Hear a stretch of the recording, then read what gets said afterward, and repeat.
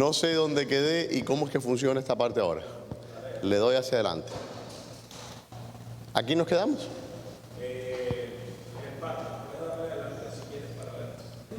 Déjame ver. Es que el hermano me cambió un poco el... Se pone... No me deje ir para atrás. Es que no me acuerdo dónde quedé. ¿Quedé ahí? Ok. Bueno, habíamos quedado, es que hace ya 2 domingos tratar de volver a hilvanar. Habíamos quedado, dice que el hombre solo existe una sustancia intelectual. Esto ya lo habíamos visto.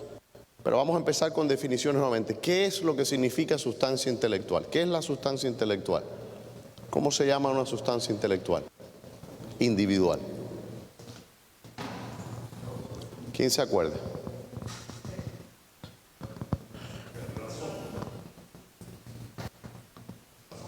Persona. Una persona es una sustancia intelectual. ¿Y cuántos tipos, de acuerdo a la revelación de Dios, sabemos cuántos tipos de personas existen? Existen 3. ¿Quién dijo 3? ¿Cuáles son esos tres personas? No. En Dios sí, amén, sí. Pero ¿cuántas clases de sustancias intelectuales individuales existen? 3. Porque tenemos Dios, en Dios hay 3, después tenemos ángeles, son la esencia del ángel ellos tienen una persona, son una persona, ¿verdad? Y después está el hombre. Entonces vemos que hay 3 categorías o clases de sustancias intelectuales. A no ser que haya otra clase que simplemente el Señor no nos haya revelado, que Él ha creado. En Dios existen 3 sustancias intelectuales. Y esto es una de las razones por las cuales nos cuesta tanto trabajo entender que hayan 3 personas en Dios. Porque en nosotros, la experiencia nuestra es que en el ser humano existe una sola sustancia intelectual, ¿cierto? Y eso es lo que es nuestra alma. Pero en Dios existen 3 sustancias intelectuales individuales. Entonces, existe en Dios una pluralidad. Dios es uno en esencia, 3 en relación, porque en persona. ¿Ok?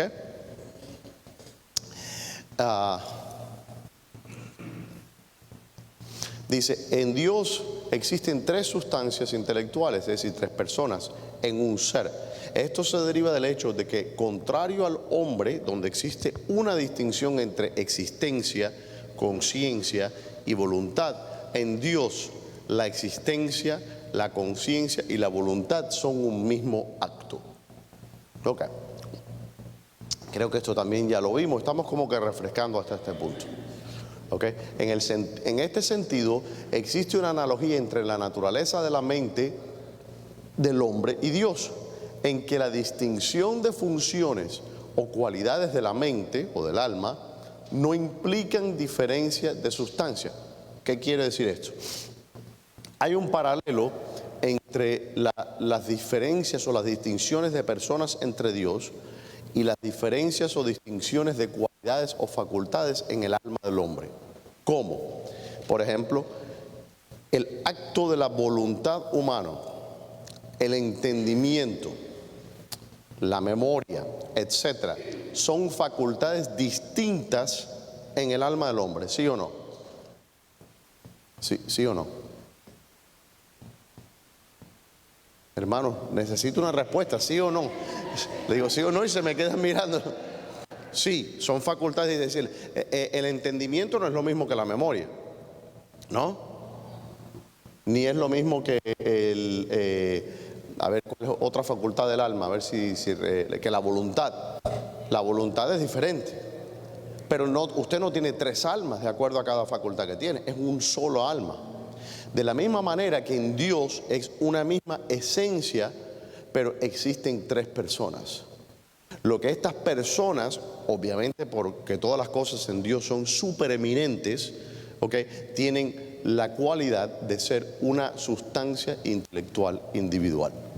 Pero de la misma manera que eso no causa a una división en el alma nuestra, el hecho de que tenemos diferentes facultades, el hecho de que hay 3 personas en Dios no causa distinción en la esencia de Dios. Uy, fui para acá.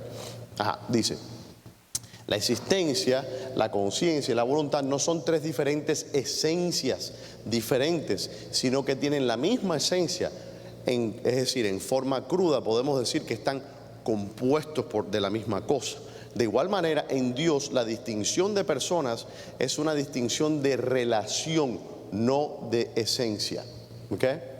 Por eso vemos aquí arriba que dice, la distinción de personas en Dios no causa división de esencia. Por eso nosotros declaramos y afirmamos que creemos en un solo Dios, porque existe solamente un Dios. Pero en Dios hay tres personas, tres sustancias individuales. Y dicho sea de paso, es el único ser en el cual existen tres sustancias intelectuales individuales. Ok. Sobre esto veamos este argumento de Agustín en su Tratado de la Trinidad. Esto es una traducción mía, así que tal vez si está un poco chapucera, no maten al traductor. Yo no soy traductor profesional, pero bueno, les muestro esto porque quiero que entiendan algo. Agustín hace un argumento que para mí es magistral, ¿ok? Aunque puede ser un poco confuso, pero yo se los voy a explicar. Porque hay una parte precisamente que los arrianos, cuando ellos decían que incluso yo he tenido este argumento con musulmanes, cuando yo les saco esos versículos en el capítulo 10, por ejemplo, de Juan, donde el Hijo se hace igual al Padre, ¿no? Y dice, el Padre y yo uno somos, que creo que eso lo analizamos la semana pasada también, que el Señor Jesucristo no dijo uno son, ¿no? Sino que mantuvo la gramática correcta para enfatizar un punto teológico. Pero yo he hablado incluso con musulmanes que me han dicho, no, pero eso es en el sentido de que nosotros somos como por ejemplo, si uno dice, fulano y yo somos uno, ¿no?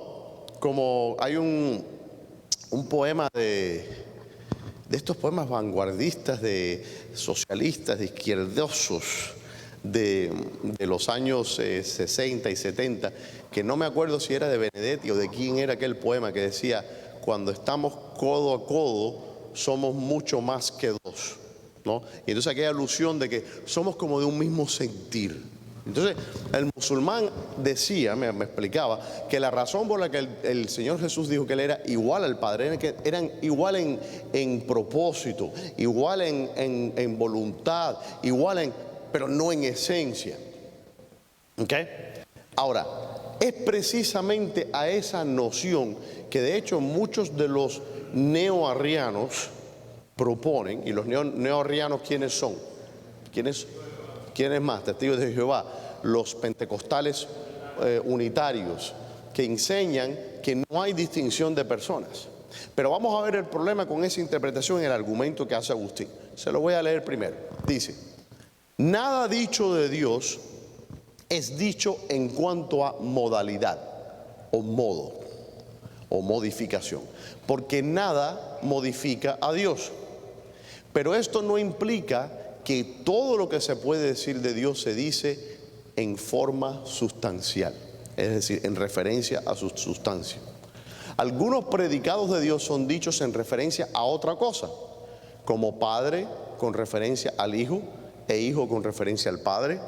Y esto no es predicado en cuanto a modificación, ya que uno es siempre Padre y el otro es Hijo, no siempre en el sentido de que vino a ser hijo en el momento en que nació, como dicen los arrianos, o que el padre no deja de ser padre mientras el hijo no deja de ser hijo, pero en el sentido de que el hijo es siempre nacido del padre y por lo tanto nunca comenzó a ser hijo.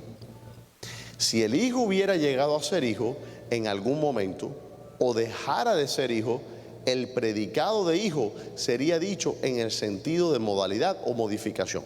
La última vez que estábamos aquí, yo les presenté un argumento que decía que si el padre era combatiendo la noción sabeliana de que Dios existía en tres modos, que a veces Dios se manifestaba como Padre, a veces se manifestaba como Hijo, a veces como Espíritu Santo. ¿Se acuerdan de eso? Y vimos que eso no podía ser, porque eso implica cambio en Dios. Por ejemplo, en el momento en que Dios está manifestándose como Padre, entonces Él está siendo Hijo y Espíritu Santo en potencia. Y hemos aprendido de la filosofía que el cambio, la definición de cambio es cuando algo va de potencia a un acto. ¿Se acuerdan cuando yo les había hablado, en la escuela habíamos aprendido la energía potencial? Las cosas, esto está en energía potencial, pero para que se convierta en energía cinética, si yo lo tiro al piso, que no lo voy a hacer, tiene que haber un cambio.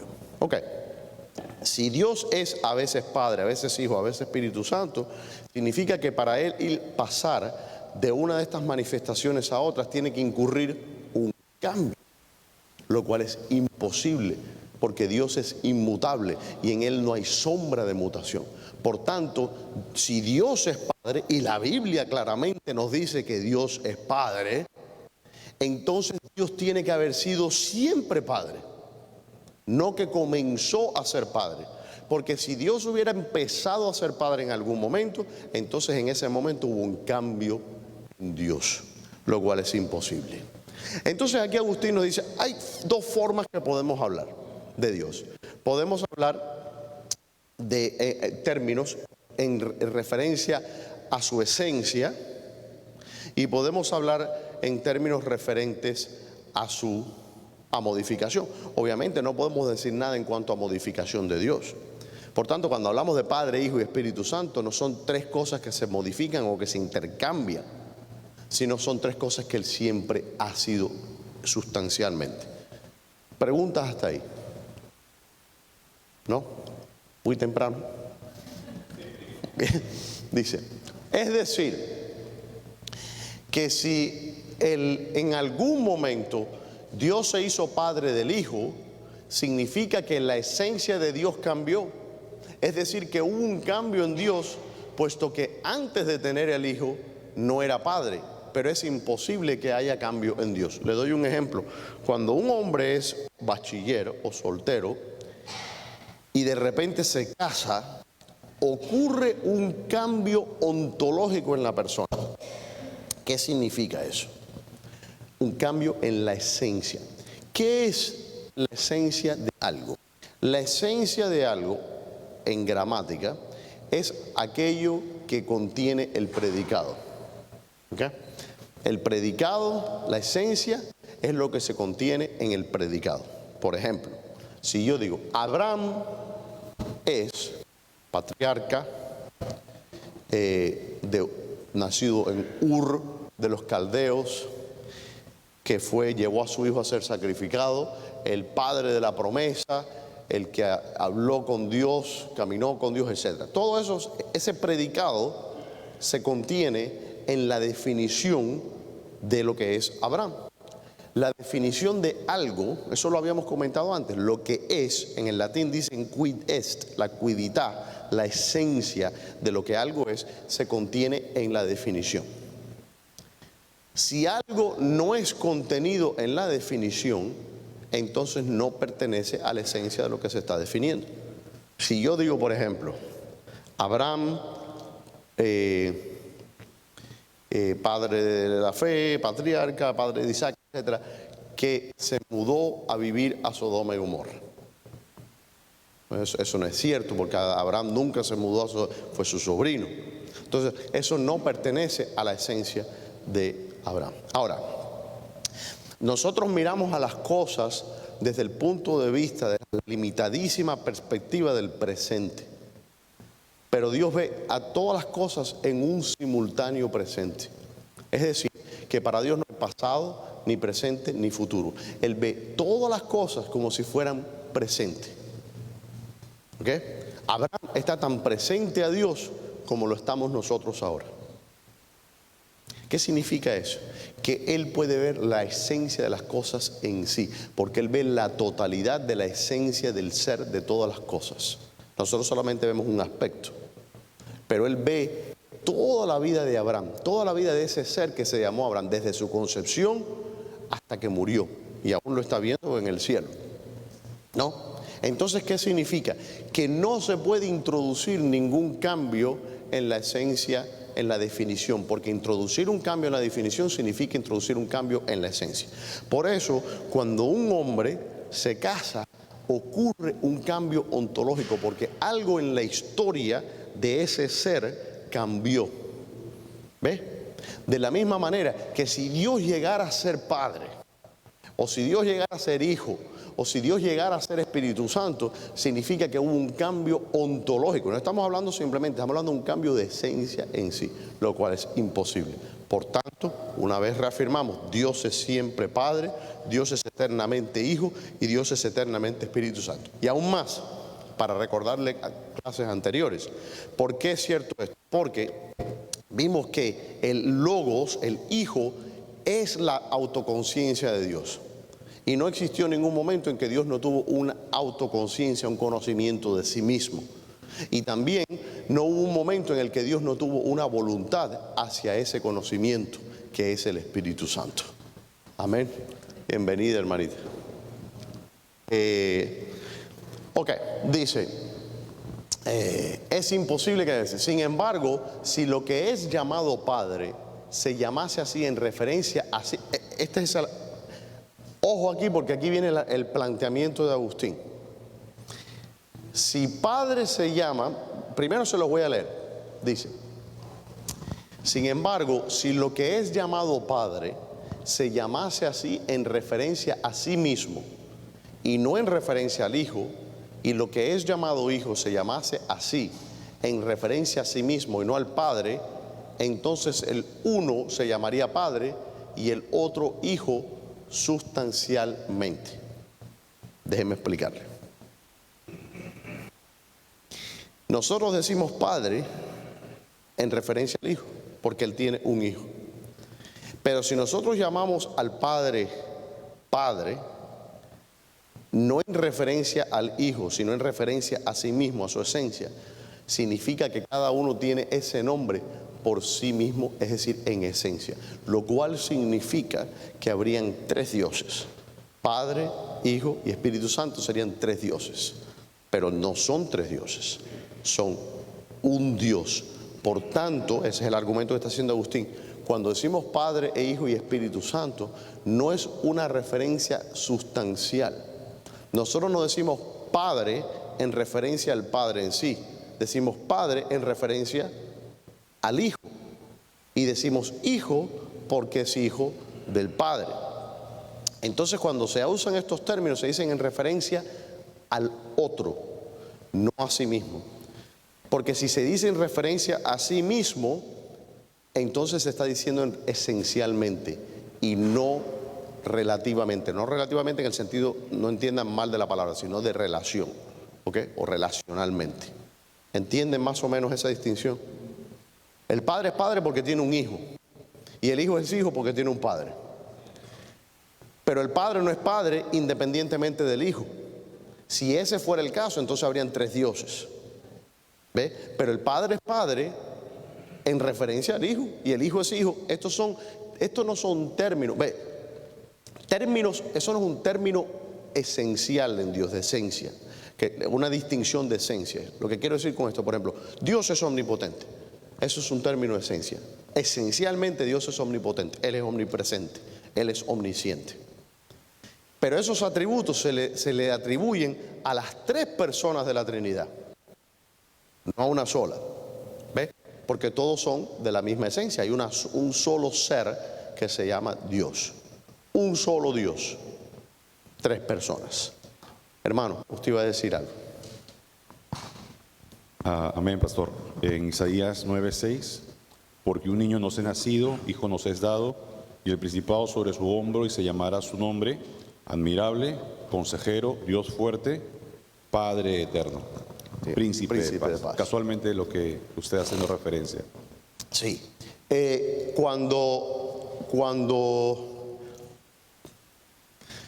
nos usa esos diferentes fe, que nótese algo interesante, que se usa todos los términos de la Trinidad sobre el niño. ¿Okay?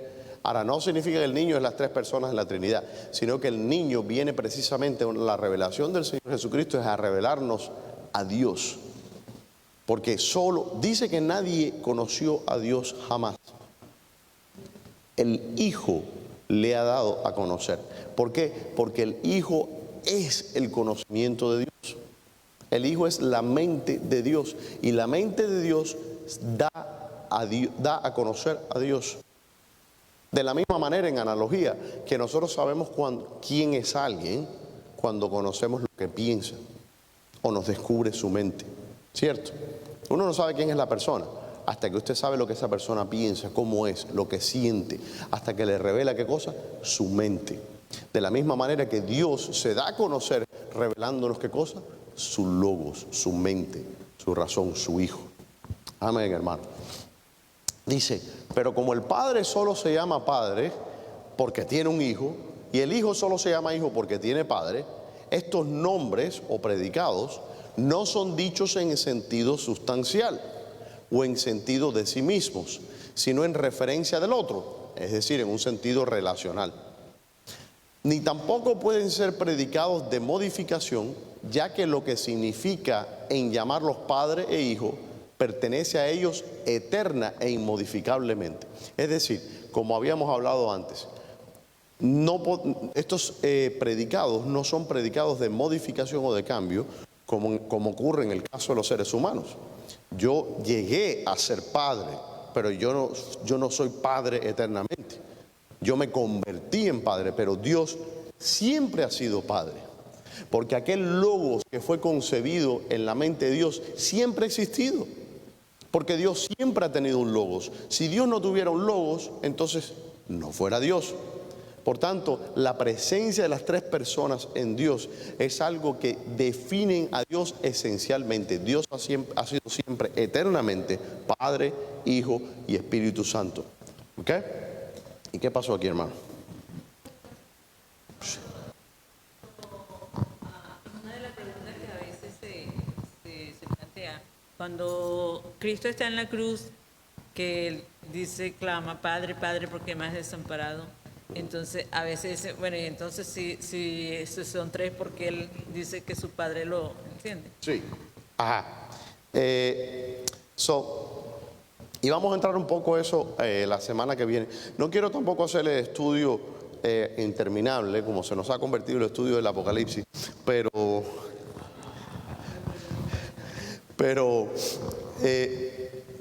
hay que tocar un poco en lo que es la cuestión de la encarnación. Ahora, la forma tradicional en que eso se ha explicado es que en Jesucristo hay dos naturalezas. Esta es la forma típica en que se explica eso. Es decir, que en Cristo está, por supuesto, la naturaleza divina y está también la naturaleza humana. Y como explican muchos pastores y los cristianos y teólogos, es que cuando el Señor Jesucristo estaba en la cruz, Él estaba hablando o clamando en su humanidad. ¿Ok?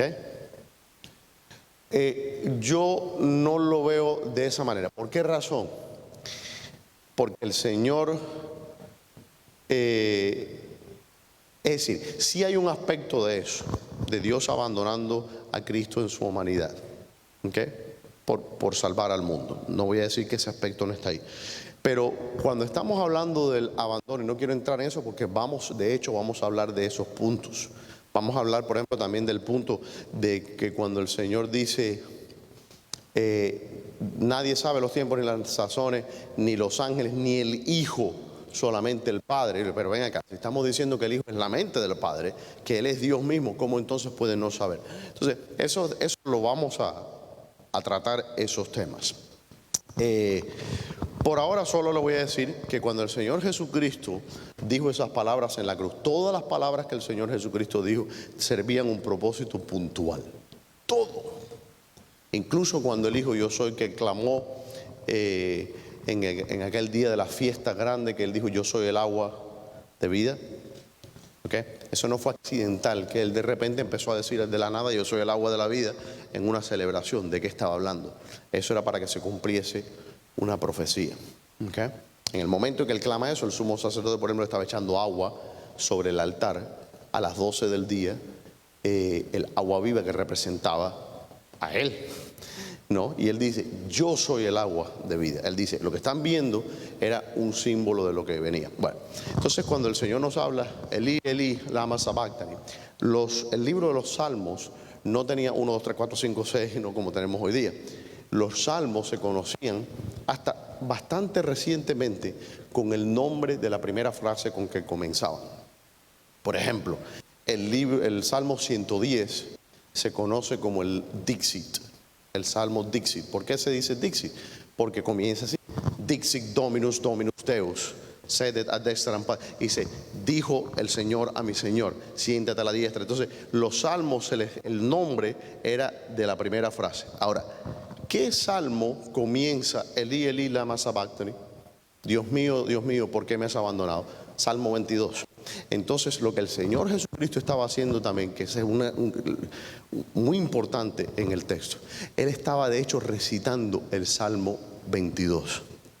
Entonces, si ustedes leen el Salmo 22, van a ver el cumplimiento de una profecía que se profirió hace 2000 años, donde dice, horadarán mis manos y mis pies, me rodearon, dice, se pegó mi lengua a mi paladar, dice, contar puedo todos mis huesos, echarán suerte sobre mis vestidos. Es decir, usted quiere ver la descripción de la crucifixión de Cristo, váyase al Salmo 22. Y eso es lo que estaba haciendo Cristo colgado en la cruz. Hay otros detalles que vamos a hablarlo después, pero la voy a dejar con eso. El Señor estaba cantando el cumplimiento de un salmo, Salmo 22. No la voy a dejar a usted, no la voy a dejar abandonada. Pastor, las personas que vivieron antes del nacimiento de Jesucristo, pues no tenían el concepto o la definición de los 3 personas. De hecho, me acordaba cuando dice en Felipe, le dice, muéstranos al Padre y nos basta. Y él dice, tanto tiempo has estado conmigo y no conoces al Padre. Y entonces dice, bueno, en ese momento es que dicen Padre, Hijo y Espíritu Santo, porque antes no conocían al Padre. O sea, no tenían el concepto de las 3 personas. Yo creo que sí. Yo creo que sí. Y esto es un tema que se ha discutido mucho por teólogos y filósofos. En el siglo II, de hecho, la pluralidad divina, no es algo que inventaron los cristianos. Esto lo heredamos nosotros de las enseñanzas hebreas. De hecho, si había un filósofo en el siglo II que se llamaba Filón de Alejandría, y era judío, y él habla del logos de Dios. Si uno lee la literatura, y hay muchas partes, no sabe si está leyéndose a Juan o se está leyendo a un judío. Los judíos siempre entendieron que había en Dios una pluralidad. Ellos entendían perfectamente esos textos. Por ejemplo, cuando a Abraham se le presentan estas 3 figuras, ellos entendían el concepto del Espíritu Santo, ellos entendían el concepto del ángel de Jehová, ellos entendían el concepto del Padre. Es decir, la Trinidad existía en el Antiguo Testamento y ellos lo entendían. Un cambio ocurre después de Nicea, que es curiosísimo porque uno encuentra esto incluso en la literatura teológica judía. Antes del concilio de Nicea, los judíos hablaban de la pluralidad de Dios, como si fuera nada, sin ningún problema. Hablaban del logos de Dios, hablaban de todo esto. Después de Nicea, cuando ellos vieron que los cristianos estaban adoptando una postura trinitaria, que es una postura bíblica, ellos entonces empezaron a cambiar y empezaron a hacer énfasis en la unicidad de Dios. Esto después se fue aún más enfatizando, sobre todo con las conquistas musulmanes del siglo VII, donde empezaron a dominar los musulmanes sobre territorios donde ya vivían judíos, España, Egipto, etcétera, con los califados. Y uno ve incluso una acentuación aún más grande. Esto es correlacional, no estoy diciendo que es causal, pero vemos una acentuación incluso más grande en los escritos teológicos judíos del periodo medieval, precisamente porque este material está saliendo ¿de dónde? De un contexto islámico. Entonces yo sí creo que ellos lo entendían y lo entendían perfectamente, y el hecho, la evidencia mía es léanse los textos de los judíos antes del 3er siglo. que muchos de ellos, si yo les muestro a algunos de ellos, me dicen, pero esto es un material cristiano o judío. Hoy día, los judíos también, los judíos cabalistas, ¿okay? O la cabala, que enseña una pluralidad de Dios. Creo que los 11 sefirá, que enseña que Dios tiene aspectos, por decir así. Entonces, el concepto de la pluralidad de Dios, hay un judío, yo voy a ver si les consigo, está en inglés, y lo voy a poner, compartirlo, hermano, en el chat para que lo vean. Un judío ortodoxo, precisamente que defiende la doctrina de la Trinidad. No es cristiano, es judío. Ya esos son otros 20 pesos. Si Jesús es el Mesías o no, si Dios se encarnó, eso es otra cuestión. Claro, pero si Dios está, no quiero decir la palabra compuesto, pero si en Dios existen tres personas, eso es un concepto que los judíos, por lo menos tradicionalmente, no hubieran tenido problema en aceptar. Pero ha habido muchos factores históricos que han... sí, no sé si se contesta su pregunta o lo enredó más. No, ok, bueno, qué bueno. Amén. Bien, ¿alguna otra pregunta? ¿Qué hora es? ¿No? Bien. Dice, pero como el padre solo se llama padre porque tiene un hijo y el hijo es solo porque tiene padre.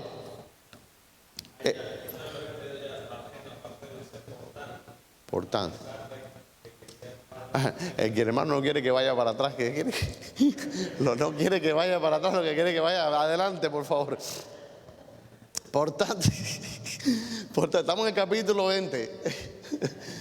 Por tanto, a pesar de que ser padre es diferente a ser hijo, esto no puede ser una diferencia de sustancia o de esencia o ser, ya que estos predicados no son dichos en sentido sustancial, sino relacional. Y esta relación no es una modalidad, pues no es modificable. Es decir, no estamos hablando en un sentido de modificación. ¿Por qué?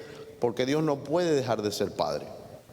Ni el Hijo puede dejar de ser Hijo, ni el Espíritu Santo puede dejar de ser Espíritu Santo. Por tanto, no estamos hablando de temas modificables en Dios. ¿Okay? Ahora, para responder a esta sutileza, es necesario obligarlos, a los antitrinitarios, a los arrianos, a que nos contesten qué es lo que hace al Hijo igual al Padre. Y aquí es donde vemos a Agustín en toda su eminentísima brillantez intelectual, ¿no? Aunque en unas partes la pifió astronómicamente, pero bueno. Dice, ¿qué es lo que hace el Hijo igual al Padre? Porque dice en Juan 10:30, ¿qué es lo que dice? A ver, yo y el Padre, uno somos. Entonces, ¿qué es lo que hace al Hijo igual al Padre? ¿Es lo que se predica en referencia de sí mismo o lo que se dice en referencia al Padre? Una pregunta importante. Cuando Cristo dice, yo soy igual al Padre, por algo que Él dice que es en sí mismo o por algo que se dice en referencia al Padre. Bueno, no puede ser lo que Él es llamado en referencia al Padre, porque en referencia al Padre Él es llamado Hijo.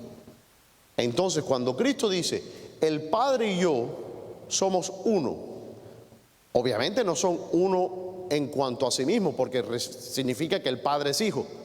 El Padre no es Hijo. El Padre es Padre y el Hijo es Hijo. Entonces, ¿en referencia a qué?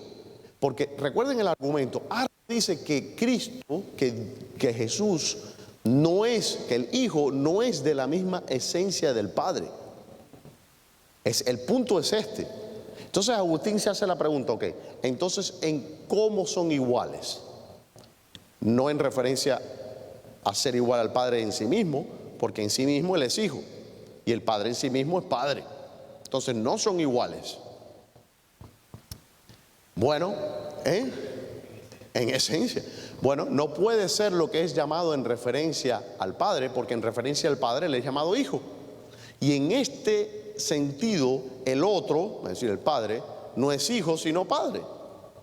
Pero el Hijo no se dice en referencia al Hijo, sino en referencia al Padre. Entonces, esto no puede ser lo que hace al Hijo igual al Padre, ya que relacionalmente hijo no es igual a padre. Lo que queda pues es lo que hace al hijo igual al padre, es la esencia. A mí eso es un argumento que después de esto, yo no sé para qué continúo escribiendo, ya hubiera terminado el libro de la Trinidad, lo hubiera puesto punto final, como hacen, ¿saben lo que dicen? Como hacen los jóvenes, que le dicen mic drop, cuando dejan caer el micrófono, que hacen así, y tiran el micrófono en el piso. Bueno, Agustín debió haber algo que hacer, los jóvenes entendieron la referencia. Hacer hecho algo así con el estilo, ¿no? Con la pluma, hacerla así, tirarla, y ahí se acabó, no hay nada más que discutir. Bien, ahora vamos a entrar, como la hermana preguntó, en ciertas dificultades, porque aquí no nos vamos a quedar solamente en superficial, sino que vamos a entrar en los detalles. Alguien que me lea Juan 14, 28. Habéis oído que yo os dije, voy y vengo a vosotros, si me amarais, os habréis regocijado, porque he dicho que voy al Padre, porque el Padre mayor es que yo. Oh, el Padre mayor es que yo. ¿Qué problema para los trinitarios? Entonces el Hijo no es Dios, porque está diciendo que el Hijo, que el Padre es mayor que Él. ¿Dónde está Lirio? Que lo veo muy... no, Lirio, ya iba yo a criticarlo, pero ve, usted ya había provisto sacrificio. Yo lo veía muy cómodo a él sentado. ¿Cómo es posible que no me haya traído? Permiso.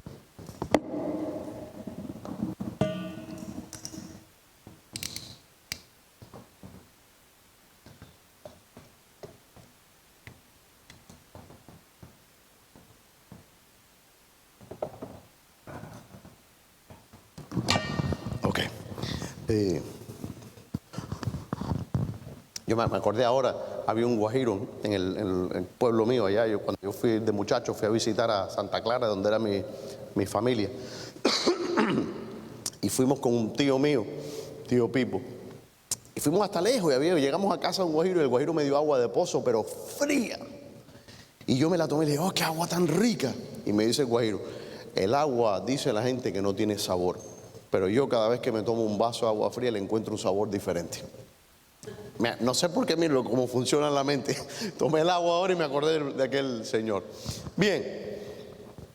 Ok, entonces el Hijo, ¿cómo es posible que el Señor Jesucristo nos declare en el capítulo 10 de Juan que Él y el Padre son iguales, y ahora en el capítulo 14 me está diciendo que el Padre es mayor que Él? Qué problema, ¿no? Y los testigos de Jehová les gusta mucho esgrimir ese versículo, ¿no? Pregunta, ¿qué creen ustedes que sea la solución a ese problema?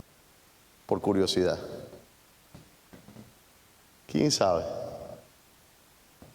¿Cómo es posible que el Hijo sea igual al Padre y el Padre sea mayor que el Hijo? ¿Ah? Porque esto puede ser el hombre que estaba, su naturaleza como hombre, no sé. Bueno, esa explicación que usted da es precisamente una explicación que dan la gran mayoría de los teólogos o los estudiosos en el tema.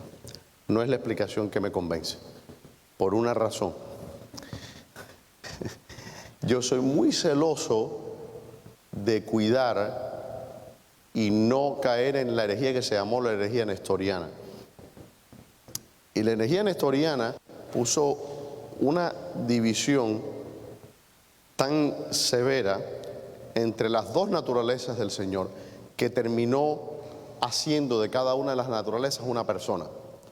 Por tanto, la iglesia nestoriana, que existe hasta hoy día, nestoriana, de hecho es una iglesia que existe en Irak, la iglesia ortodoxa de Irak y otras iglesias, si no me equivoco, no quiero acusar, pero si no me equivoco, la iglesia cóptica de Egipto y otras sectas cristianas son nestorianas. Ellos creen que en Jesucristo no solamente hay dos naturalezas, sino que hay también dos personas, una persona humana y una persona divina. Eso es un problema. Entonces, la razón, a pesar de que los teólogos modernos usan mucho de esa explicación y usan de las dos naturalezas del Señor Jesucristo como como si fuera una vía de escape, ¿no? Para solucionar todo. Cada vez que un texto se pone un poco difícil, las dos naturalezas. Entonces, ahí el Señor estaba hablando como en su humanidad. Y aquí el Señor estaba hablando en su divinidad. Bueno, si eso fuera el caso, eso llamamos nosotros esquizofrenia. Y el Señor no era esquizofrénico. El Señor no hablaba en su humanidad y después en su divinidad. El Señor es divino. Y el Señor es humano. El Señor es completamente divino y completamente humano. Entonces, no es que Él está canalizando dos diferentes personas y ahora habla como hombre y ahora habla como Dios. Eso para mí es altamente problemático. Porque uno no ve eso en Jesús. Uno ve a Jesús en la Escritura. Al mismo Jesús. Desde el principio hasta el fin. El mismo Señor nos está hablando. Entonces, por esa razón no me gusta esa explicación y es la yo diría 98.9% de las veces esa es la explicación que se da, la distinción en personas. Otro detalle que me gustaría señalar: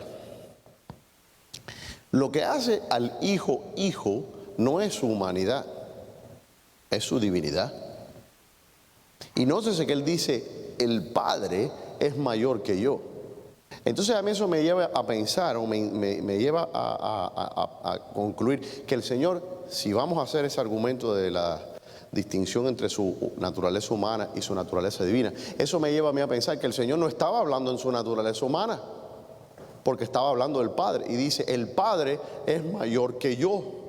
Ahora, sería una gran redundancia y sería una oración superflua si yo les digo a ustedes que Dios es mayor que yo. Obvio, es que no me lo tienes que decir, claro que Dios es mayor que yo. Si Jesucristo hubiese estado hablando como hombre y como hombre dice, Dios es mayor, el Padre es mayor que yo, dice, claro, sí, y que tú, un burriquito como tú. No, okay. Nadie entendió, algunos entendieron la referencia, algunos escuchaban a Pérez. En su otra vida ya el Señor los salvó de eso. Amén. Pero entonces, ¿en qué está hablando? Entonces está hablando, a mí yo lo veo eso y yo digo, no, el Señor no está hablando en su humanidad, está hablando en su divinidad. Y vamos a ver cómo no hay incoherencia ni inconsistencia en que el Padre sea mayor que el Hijo.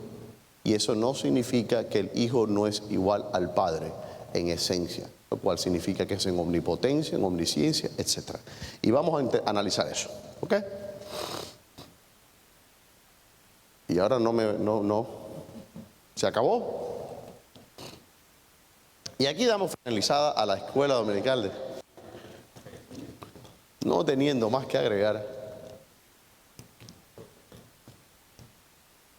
Y ahí vamos entrando, hermana, en las dificultades que usted más o menos diga, hermano.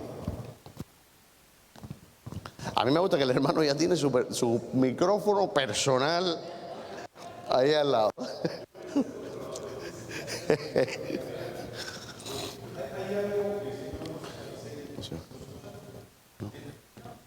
No.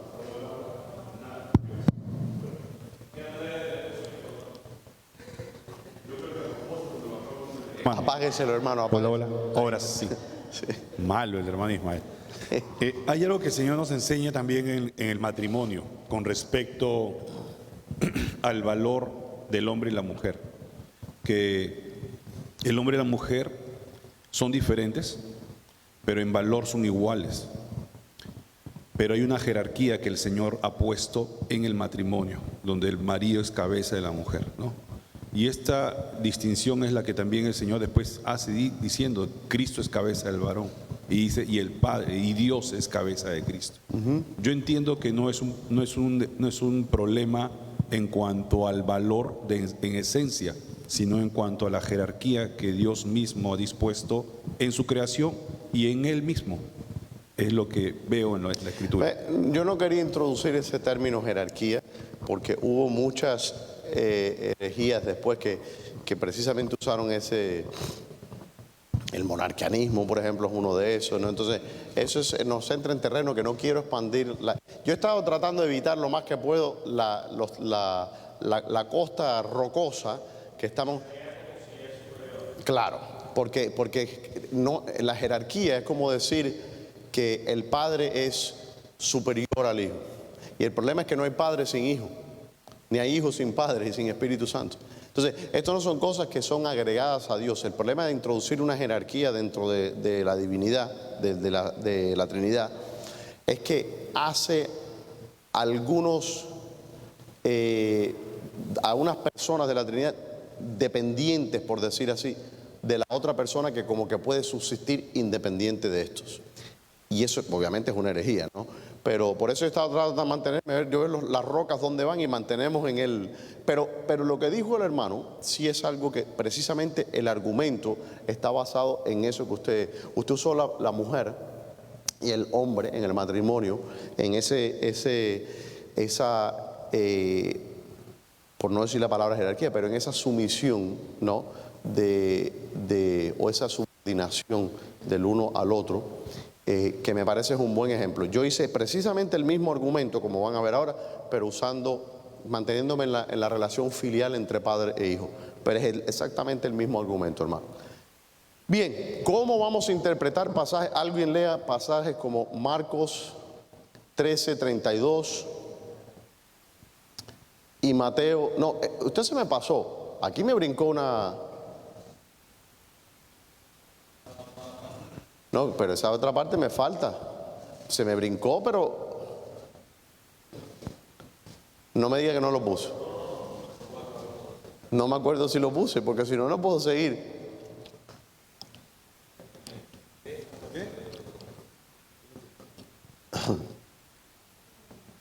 Ok, sí.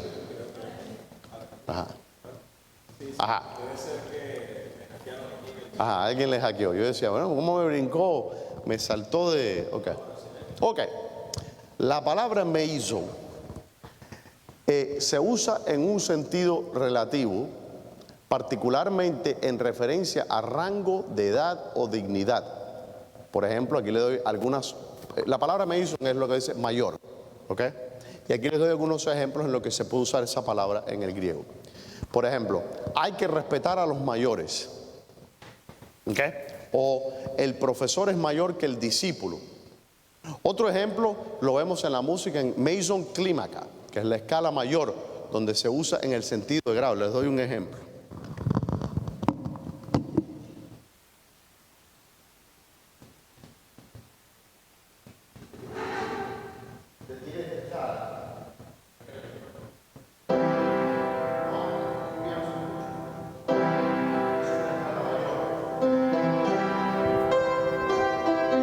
Es una escala mayor, ¿no? Ahora, esto es una escala menor.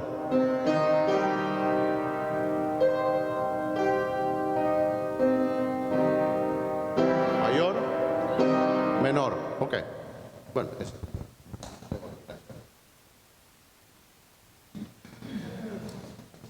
Ahora, la razón por la que una escala se llama mayor y la otra menor es porque hay una disminución en la tercera, ¿ok? De la tríada.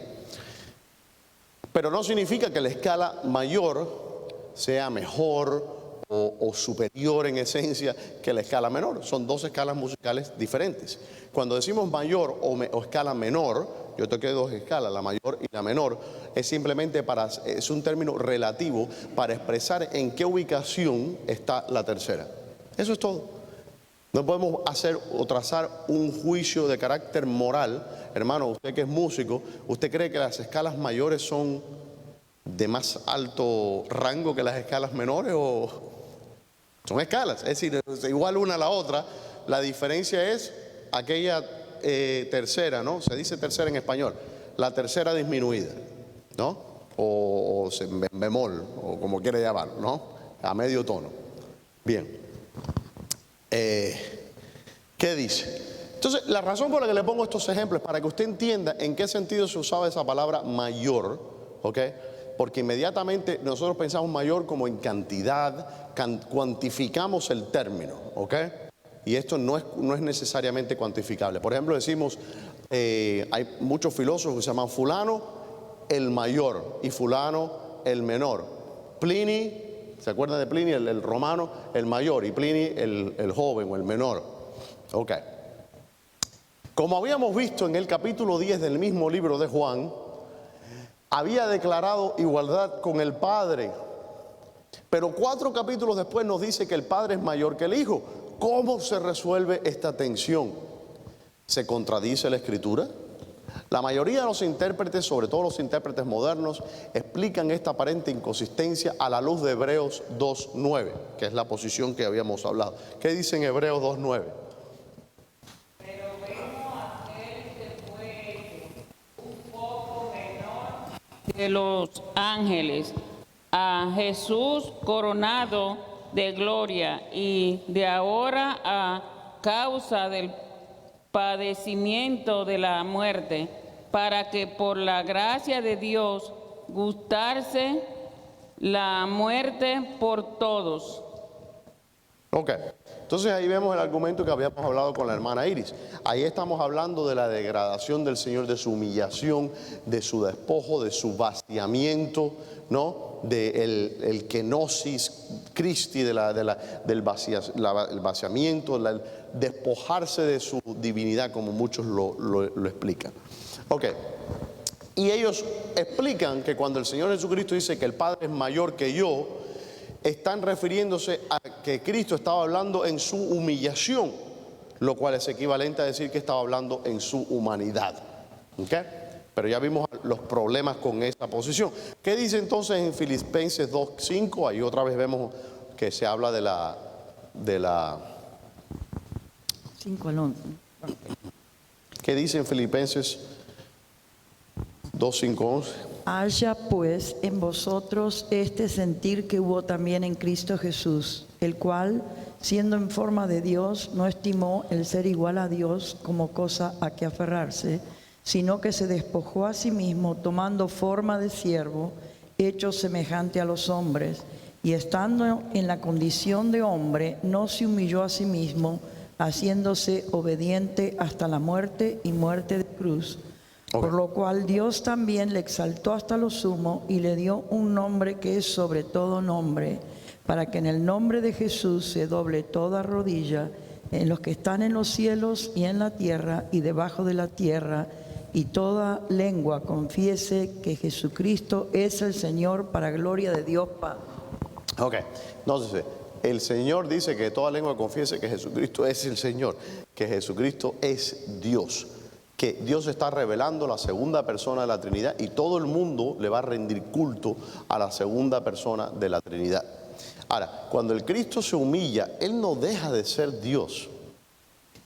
El despojo, cuando Él habla, dice que no tomó en cuenta el ser igual a Dios, no nos dice después, y dejó de ser igual a Dios. Él se mantuvo siendo Dios todo el tiempo, sino que Él simplemente no tomó en cuenta esa posición que Él tenía como Dios y decidió humillarse. Aquel despojarse significa que se despojó de su dignidad, pero no dejó de ser quien Él era en esencia. Ok.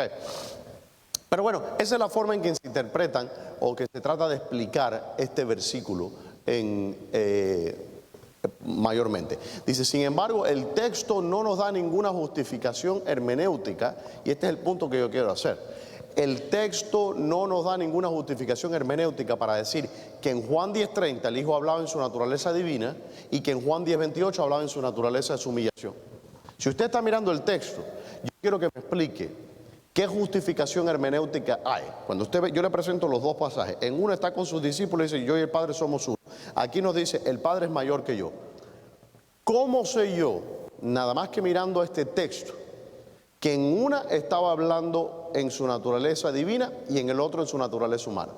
Eso lo estoy decidiendo yo como intérprete arbitrariamente. El Señor siempre habló en su naturaleza divina y humana. No es que a veces hablaba, eso es precisamente lo que enseña el modalismo. Pero el Señor siempre fue divino y siempre fue humano. Esa es la nueva criatura que Dios hace. ¿Ve? Entonces, yo no creo que existe ninguna justificación para hacer esa distinción. Por tanto, la explicación tiene que ser buscada en otro lugar. El Hijo es menor que el Padre en cuanto a su procedencia, ya que el Hijo es engendrado por el Padre. Por tanto, el Padre es mayor en cuanto a que el Padre es el origen del Hijo, mas no en cuanto a esencia. ¿Cómo explico esto? Y vamos a quedarnos aquí porque hay más y no quiero pasarme la hora. Y ya es la hora. El Hijo viene del Padre, porque el Hijo es engendrado por el Padre. Ahora, el Hijo es el engendrado por el Padre eternamente. Entonces, en ese sentido, el Padre, en esta relación en cuanto al Hijo, recuerden, ya vimos que cuando hablamos de Padre, Hijo y Espíritu Santo, no estamos hablando de distinciones de esencia. Ya Agustín demostró eso. Pero entonces las distinciones, que sí existen distinciones en Dios, son en cuanto a relación. Y en cuanto a eso, el Padre es mayor que el Hijo. Antes de la encarnación, porque el Padre es el origen del Hijo. El Hijo sale del Padre, procede del Padre eternamente. Le voy a dejar con este ejemplo. Mi hijo procede de mí y de mi esposa. Pero vamos, para simplificar la cosa, él procede de mí. Yo soy mayor que mi hijo.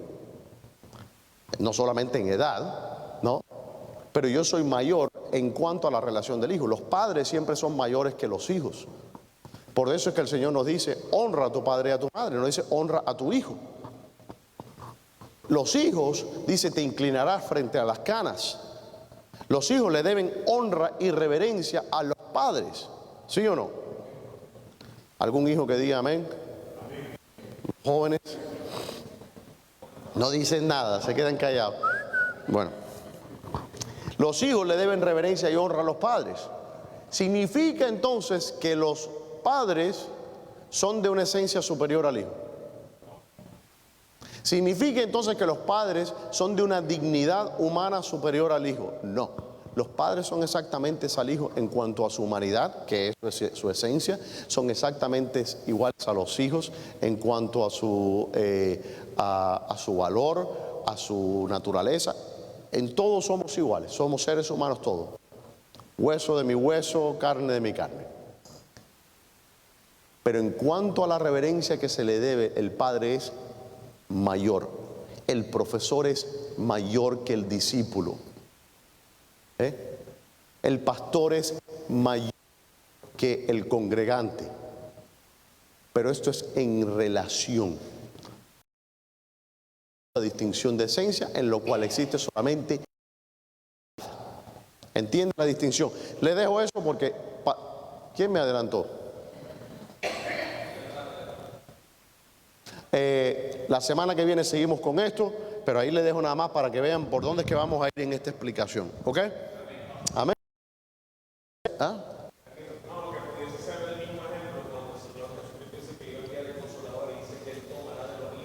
Sí, claro. Absolutamente, absolutamente. Bueno, Padre Celestial, gracias por este día. Bendícenos ahora que nos acercamos a la segunda hora, Señor, para escuchar tu santa palabra. En el nombre de Jesús.